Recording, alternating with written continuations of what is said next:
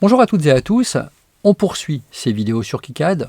On a vu comment placer les composants dont le placement était libre. Et maintenant, avant de tracer les pistes du circuit imprimé, on s'intéresse à la configuration du routeur.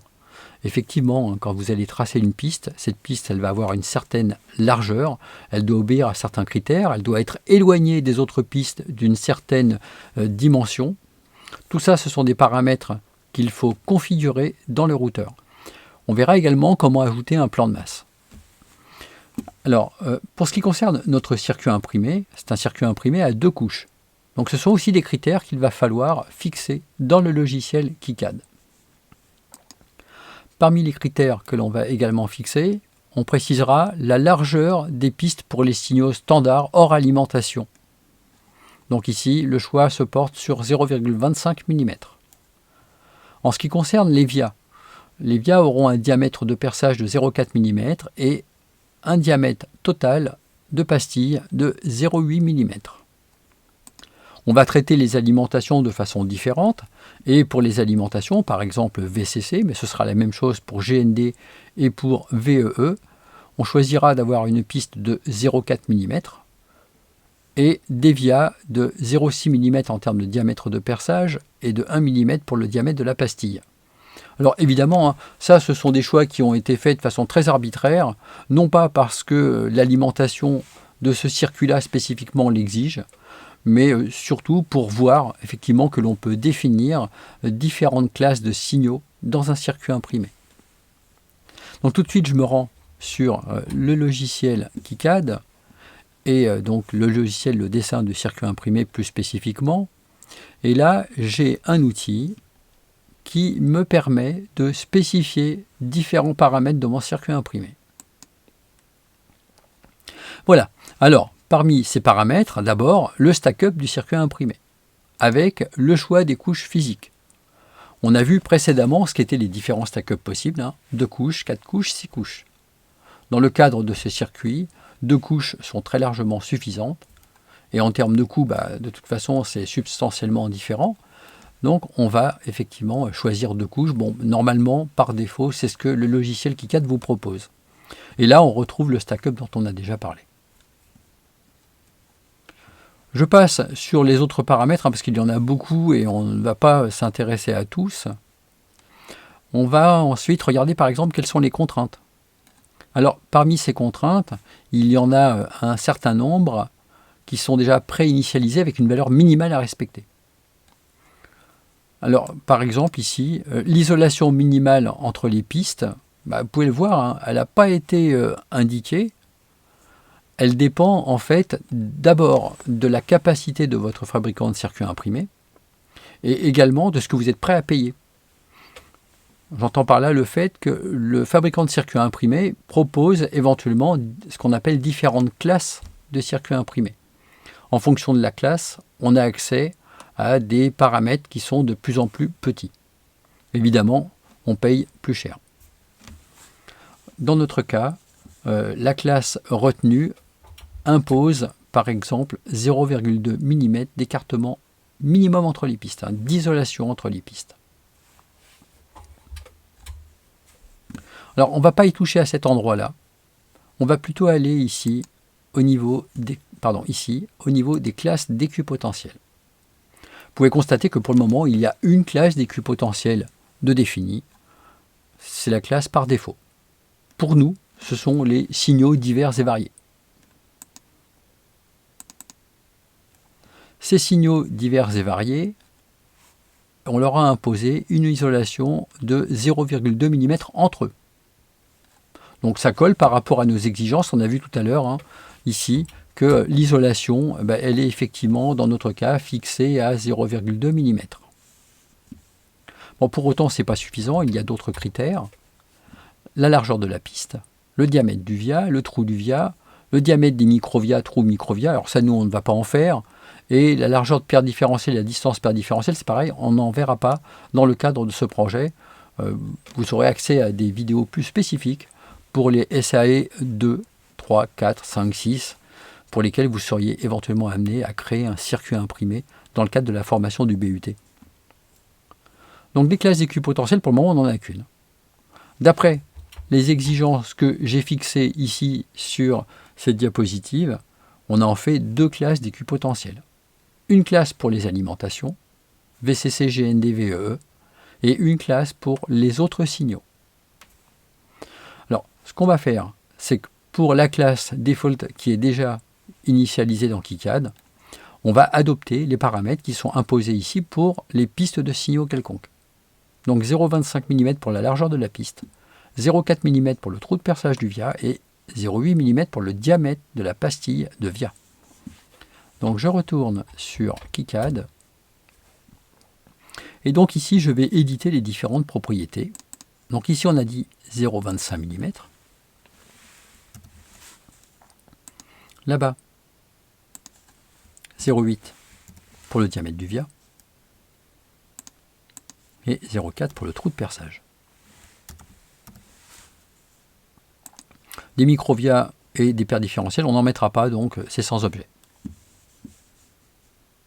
Ensuite, en ce qui concerne les alimentations, alors en ce qui concerne les alimentations, on va donc définir une classe d'équipotentiel spécifique pour les alimentations avec un diamètre de perçage de via à 0,6 mm, un diamètre de pastille de via à 1 mm et une largeur de piste de 0,4 mm. Pour faire ça, donc, je me rends sur KiCad et ici, j'ajoute une nouvelle classe, une nouvelle classe d'équipotentiel que je vais donc appeler alimentation. Au pluriel, ça concerne toutes les alimentations. Et maintenant, j'édite. Alors, l'isolation, on conserve la même, 0,2 mm. La largeur de piste, on a dit qu'on l'a fixée à 0,4 mm. Le diamètre du via, on a dit qu'on le fixait à 1 mm.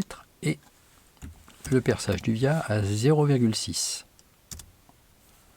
Alors, pour autant, pour le moment, tous les signaux de notre circuit imprimé obéissent à la même classe qui est la classe par défaut.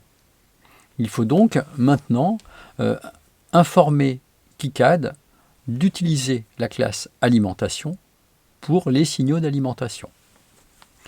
Alors pour ça, ici, on va ajouter une assignation de net class en cliquant sur le bouton plus. Voilà.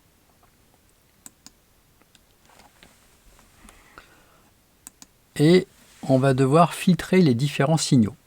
Alors, dans notre circuit, on a par exemple le signal VCC. Et vous voyez ici, à partir du moment où j'ai tapé VCC, on le voit apparaître à cet endroit-là. On pourrait comme ça taper VCC, GND et VEE et affecter la bonne classe d'équipotentiel, la classe alimentation. On peut également, puisqu'il s'agit en fait d'attribuer un motif pour la classe, pour l'assignation de classe, taper V étoile. Et là, quand je tape V étoile, j'ai donc V et tout ce qui commence par V. Sachant que VAST, par exemple, ne démarre pas par V, mais par un slash V. Regardez, si je mets slash V étoile, je vois tous les signaux pour lesquels j'ai placé un label. Donc on voit bien qu'il y a une distinction entre les deux. Donc ici, ça me permet de traiter VCC et VEE. Ok, très bien. Donc voilà pour VCC et VEE. On va en avoir besoin également pour la masse. Bon, la masse, c'est GND. Je tape GND. J'ai donc effectivement, dans la liste des nets correspondants, le net GND qui apparaît. Et j'ajoute la classe d'alimentation. Les autres, puisqu'il n'y a pas eu de spécification, répondent toujours à la classe par défaut. Alors, on peut également ajouter des tailles prédéfinies. Alors, ces tailles prédéfinies, elles sont intéressantes parce qu'elles vont nous permettre de moduler la largeur d'une piste pendant son tracé et de choisir comme ça la largeur dans une liste prédéfinie. Je vais en définir quelques-unes et puis comme ça, ça nous permettra d'élargir les pistes d'alimentation. Alors, ce n'est pas absolument nécessaire, mais voilà, ça nous permettra de voir comment cela fonctionne. Donc, taille prédéfinie, je vous propose d'en ajouter au moins 2.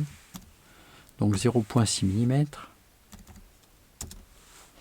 On va ajouter une taille, allez, 0,8. Et on va finir avec 1 mm. Voilà, on a prédéfini comme ça 3 largeurs de piste qui seront accessibles par la suite lorsque l'on va effectuer le routage. Bien, je reviens sur le stack-up et les couches physiques, et les couches ici au niveau de l'éditeur. Alors là, par défaut, on a signal et signal. C'est-à-dire que sur la couche du dessus, on met des signaux d'une façon générale. Sur la couche du dessous, on peut placer des signaux, mais on peut également préciser qu'il s'agit d'un plan d'alimentation et préciser qu'il s'agit d'un mélange où on va avoir à la fois du plan d'alimentation et des signaux.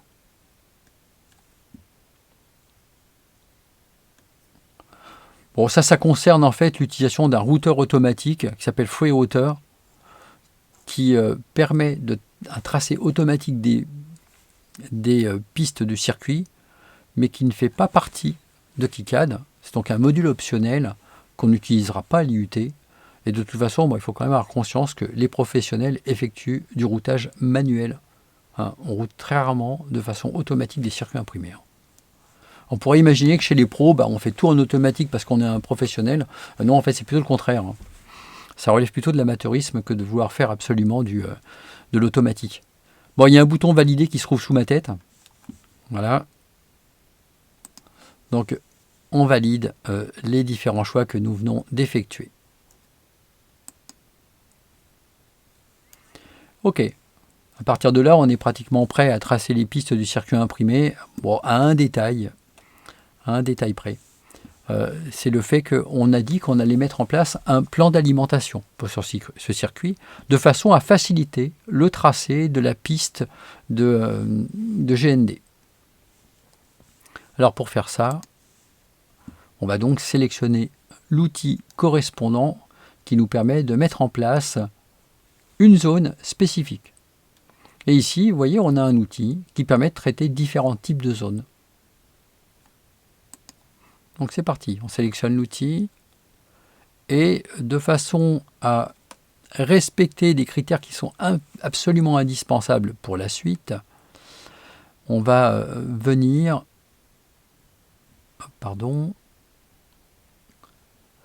donc placer notre plan d'alimentation ici vraiment dans le coin de notre circuit imprimé. Alors pour ça, pour pouvoir le faire correctement, je vous suggère de choisir un pas de grille adapté. Bon, puisque toutes nos dimensions sont au millimètre, ici on va choisir d'être au millimètre.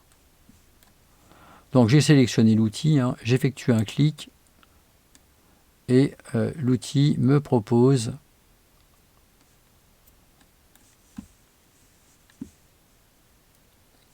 de mettre une zone spécifique sur une couche non cuivrée. Ah, pourquoi couche non cuivrée? Parce que pour le moment, la couche sélectionnée, c'est une couche qui n'est pas cuivrée.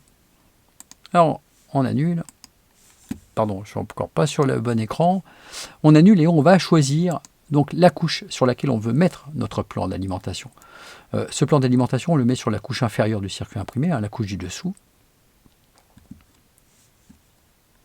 Donc, on effectue un clic. Et cette fois-ci, on a une fenêtre qui est différente, qui est adaptée pour placer donc un plan d'alimentation ou encore une zone de cuivre sur une couche du circuit imprimé. Donc la couche, c'est bien la couche du dessous, bottom. Le signal que l'on veut affecter, c'est le signal GND. Alors pour ce qui concerne l'isolation et les différents paramètres, pour le moment, je laisse tout par défaut. On valide. Et comme ça, on va effectuer le tour de notre circuit imprimé. Et on termine par un double clic. Pour le moment, la zone est totalement assurée. Et si on veut que la zone soit remplie, on appuie sur la touche B. Voilà. Notre plan de masse est maintenant tracé. On peut noter une chose intéressante. Par exemple, ici, il y a une broche GND sur ce connecteur. Et cette broche GND, on voit qu'elle est reliée directement sur le plan d'alimentation. Donc le logiciel a fait le travail par lui-même. Ce n'est pas le cas des broches GND des composants CMS qui se trouvent sur le dessus, tout simplement parce qu'il n'y a pas de lien possible électriquement. Ces composants ont une pastille qui est située uniquement sur la couche du dessus.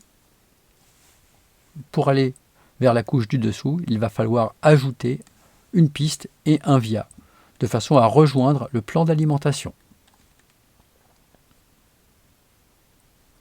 Voilà, on a terminé la configuration, on a mis en place notre plan d'alimentation, on est donc maintenant prêt à dessiner les pistes du circuit imprimé.